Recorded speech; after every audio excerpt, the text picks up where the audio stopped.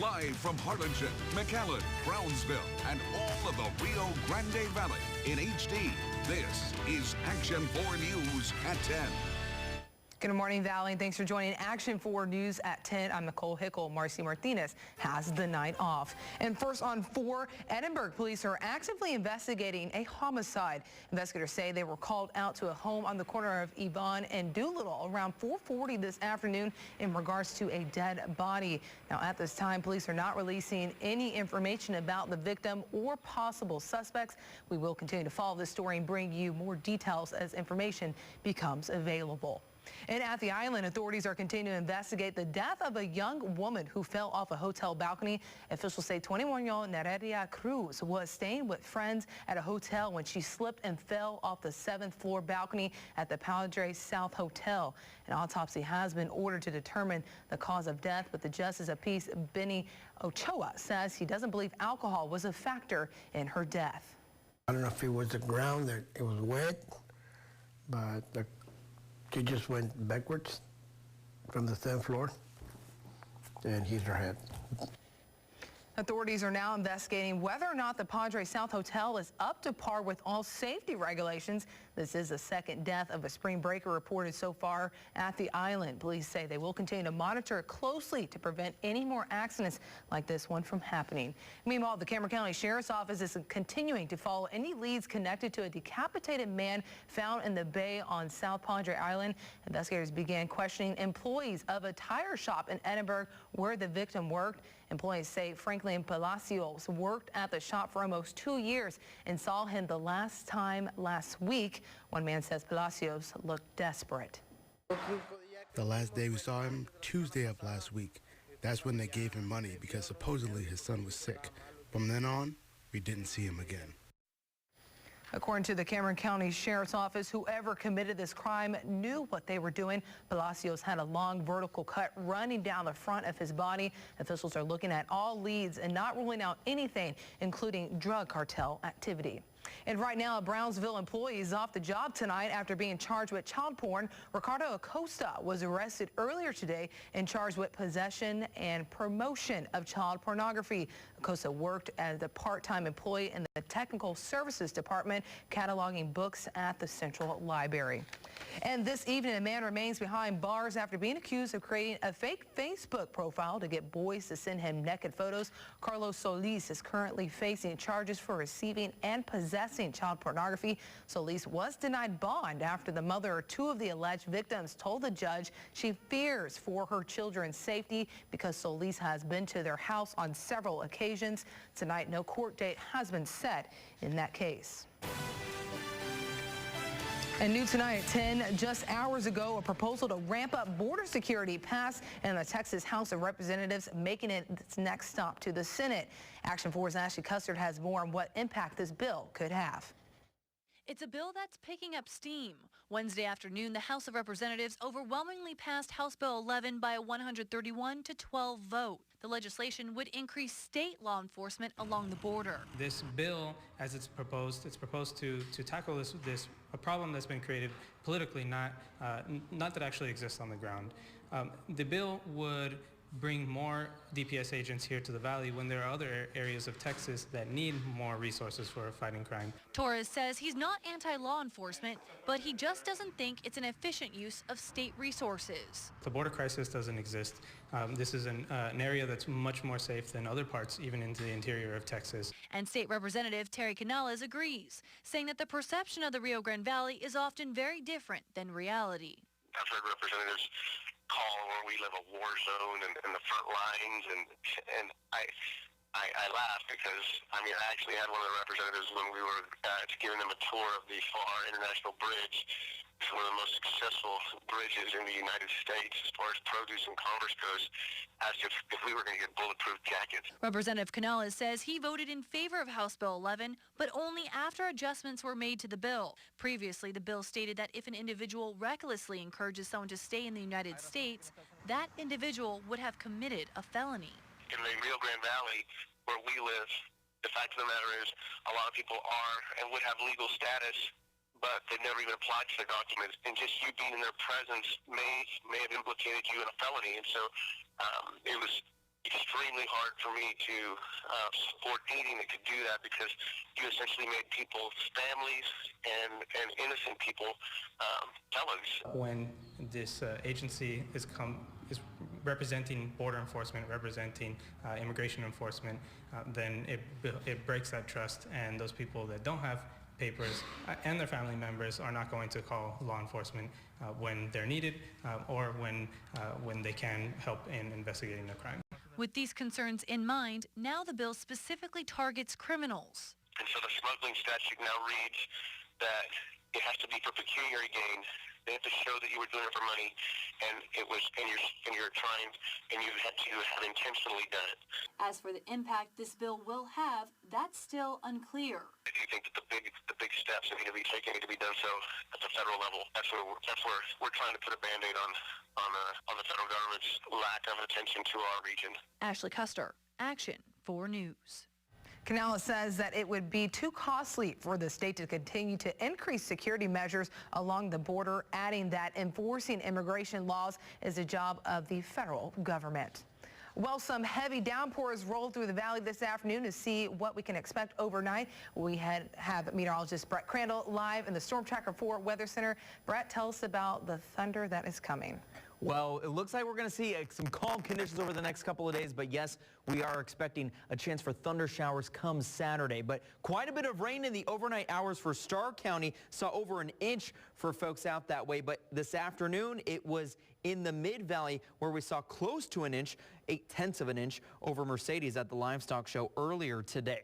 Now, the rain is tapering off, a few light showers to the northern end of Hidalgo County, but we're going to continue to see the cloud cover stick around. Fog is moving back in along the coast, and that's why a dense fog advisory is in effect until 7 o'clock tomorrow morning for Wilsey and Cameron counties along the coast. So folks at the island will have a cloudy start once again tomorrow, but things will be improving. Temperatures tonight falling down in the mid to upper 60s for your overnight hours, but as I mentioned, we are expecting clearer conditions for a couple of days before that next round of showers moves on through. I'll let you know who in the valley can expect to see the rain coming up in your Storm Tracker 4 forecast. New details tonight. There's a new chief in town for Indian Lake. This evening, the Board of Aldermen appointed an interim chief. Action 4's Daisy Beretta is live in the studio with more. Daisy, what can you tell us? Well, Nicole, it took the board about an hour in executive session to decide whether they would even keep their police department. They're bringing William Roach on board as interim chief, keeping the one paid police officer already on staff, and they'll let go of all the reserve officers. The reserve police officers had all been appointed by former police chief John Chambers, who resigned 2 weeks ago following an indictment that states he falsified qualifying documents for some of those volunteer officers. Chambers had served as chief for 10 years. William Roach will officially start serving as interim police chief tomorrow. His last position was in Weslaco as the director of the Criminal Justice Institute at Texas State College. Some of the alderwomen on the board told residents who questioned them about this appointment that Roach is seasoned, well-rounded, mature, and he would be a good fit for the small community made up of about 750 residents. At one point, some citizens feared Sergeant Alfredo Avalos, that is, would be fired as well, leaving the town without a department. Instead, the board decided to keep Avalos on the job as well. He has only been working there for about 7 months. The community has been oppressed for a long time, and they need someone that can communicate with the community and communicate with the council. They need someone that's not going to be seen as a threat, and I haven't really gotten much direction here, but I've gotten a lot of positive feedback from the residents. Well, I'd like to see this town come together and work and live together in harmony instead of bicker and complain about each other, and have an administration that would hear the voice of their constituents to consider and even welcome feedback from us. Another important change for the town is that instead of the police chief, it will now be the Board of Aldermen who will make all the hiring and firing decisions for the department, as well as other city employees. Now, Mayor Barbara Collum refused to say how much the interim police chief will be paid. The board will evaluate Roach's job performance in the next 6 months to see if he'll stay or go. Sergeant Avalos says he hopes the department will work on more transparency. Live in the studio, Daisy Barrera, Action 4 News. All right, thank you, Daisy. And you can find out more about this story and other stories that we follow throughout the day with our Action 4 mobile app. It's new and improved just for you, free in the iTunes Store and on Google Play. You just have to simply search KGBT or Action 4 News on your phone and tablet and press download. And still to come this evening on Action 4 News at 10, a man who allegedly killed one person and wounded 5 others is now behind bars. Police tell us his possible link to some of the victims. Plus, there is a new community service agency executive director in Hidalgo. We'll tell you how he plans to turn around the department. Welcome back. The Hidalgo Community Service Agency has an interim executive director, and he's bringing many changes to the agency. Action 4's Wendy Aguilar has the details on his plans. I was notified by a friend that has gotten assistance before, so I brought my mother over to get assistance. This Hidalgo County resident has lived in the Rio Grande Valley all her life, but this is the first time she's heard of the Hidalgo County Community Service Agency. People just need to be well aware, and it needs to be out there. That way people will know where to get help. Jaime Longoria is the interim executive director for CSA. He's been on his position for 1 day, but he's already working on an outreach plan to get the word out about these services. We're going to work with media outlets. We're going to work with, of course, our public access, our public information office, together with nonprofits, together with churches, to get the word out that these services are available in Hidalgo County. Another piece of business that Longoria has on his immediate list is getting the agency up to speed when it comes to technology. There's limited email access at the agency. Our IT person within Community Service Agency has already met with the county's IT person, and it seems like this is something that we can get going here pretty soon and pretty quick. In addition, Longoria hopes to speed up the process of providing aid to those who need it. We're looking to hire, I think we've got 3 openings right now. So faster is going to be when we get a few more people in the door.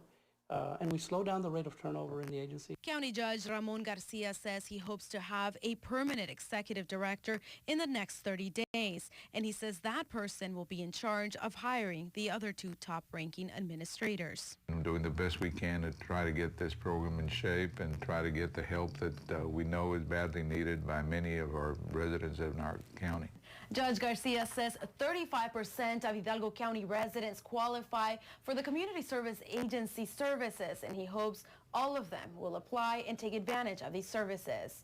Reporting from the FAR McAllen newsroom, Wendy Aguilar, Action 4 News. The former agency executive director and her deputy program specialist resigned last week, and a third-ranking administrator also resigned yesterday. And the first valley-wide certification armored vehicle requirement course was held today at the Cameron County Sheriff's Office. About a month ago, the government put a requirement for all law enforcement with armored vehicles to be trained. The Cameron County Sheriff's Office has 2 mine-resistant ambush protection vehicles that are designed to withstand explosive device attacks. The sheriff says this training makes it easier to receive other equipment. If we do all the requirements of the federal government, it makes it easy for us to go ahead and apply for some of the surplus material or some of the surplus equipment that comes back from Iraq, Iran, and what have you, okay? Now, they received one of them from the government early last year and used it for a standoff in Brownsville. The vehicles weigh about 40 tons, are worth about $450,000. And in developing state news, 2 people were injured following a bus crash in Fort Worth. Officials say an SUV ran a red light and smashed into the school bus that was carrying 1 student. The driver of the SUV suffered serious injuries while the bus driver was taken to the hospital for observation. The student was left with no injuries.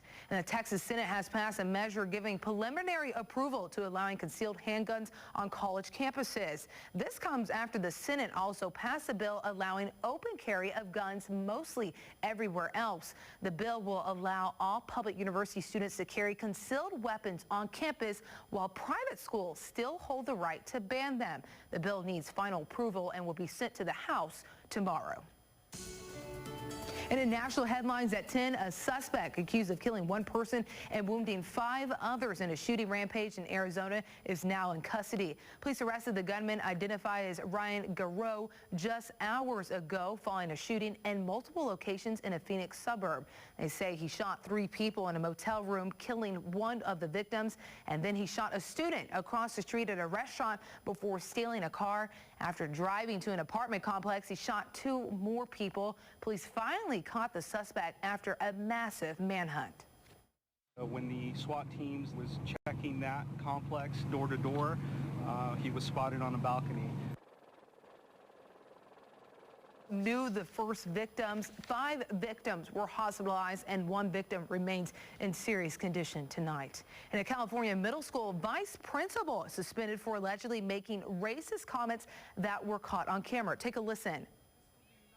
Well, he said, "I just don't like black kids," and it was caught on cell phone footage. The comments after students asked him what he did or they did not like it, and officials say that parents were upset. I was like shocked. Like, why would you want to put something like that on camera in front of a bunch of kids? That's not a joke. It's not a very funny joke.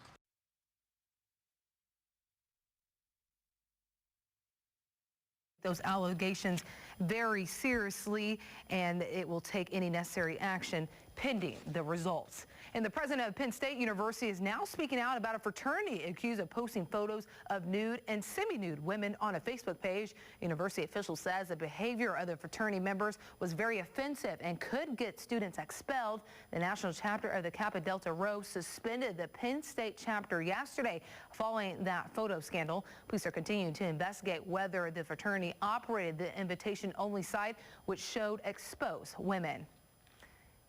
And it sounds like spring breakers can look forward to a couple days of sunny skies. Isn't that right, Brett? Yes, things look like they are improving for the valley finally after some gloomy days and quite a bit of rain here in the valley. If you're going to head to the livestock show tomorrow, expect some sunshine by the afternoon. Temperatures moving into the 80s, but how long will the nice weather stick around? I'll let you know coming up in your Storm Tracker 4 forecast.